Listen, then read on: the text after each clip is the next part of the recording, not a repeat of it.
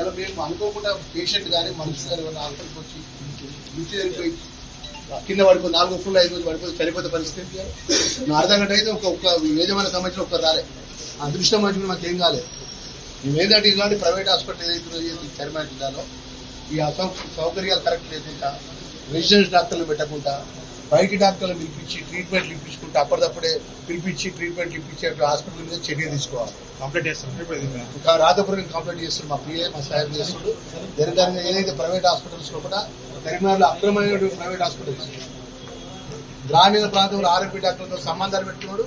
Patient తీసుకొచ్చుడు ఇక్కడ మన అక్కడ ఏ అయితే తీవ్రమైనటువంటి యాక్సిడెంట్ వచ్చిన పేషెంట్ సంబంధించినటువంటి స్పెషలిస్ట్ డాక్టర్ ఉండడు. న్యూరో యాక్సిడెంట్ న్యూరో సర్జరీకి ఉండడు. హార్ట్ ప్రాబ్లం హార్ట్ డాక్టర్కి ఉండడు. ఆర్తో డాక్టర్ ఉన్నాడు. ఇద్దరు ఎంబీబీఎస్ డాక్టర్ ఉంటారు.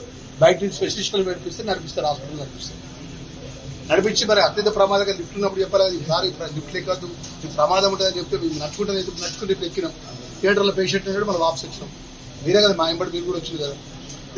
నాకు అనేది ఇంత ప్రజల యొక్క హాస్పిటల్ యాజమాన్యం అనేటువంటి ఒకరు, డాక్టర్లు ఇంకొకరు. యజమానికి డాక్టర్లకు సంబంధమే ఉండేది. ఓన్లీ లక్షలాది రూపాయల బిల్స్ వేసుడు, బిల్స్ వసూలు. వాళ్ళదే ఫార్మసీ ఉంటుంది, వాళ్ళదే ల్యాబ్ ఉంటుంది. వాళ్ళకి ఎలాంటి మెడికల్ పరంగా 1% కూడా యాజమాన్యం మెడికల్ ట్రీట్మెంట్ సంబంధించిన విషయం సంబంధం ఉండేది. వాళ్ళు ఇక్కడ హాస్పిటల్ యాజమాన్యం రన్ చేస్తారు. ఏ విధంగా ప్రైవేట్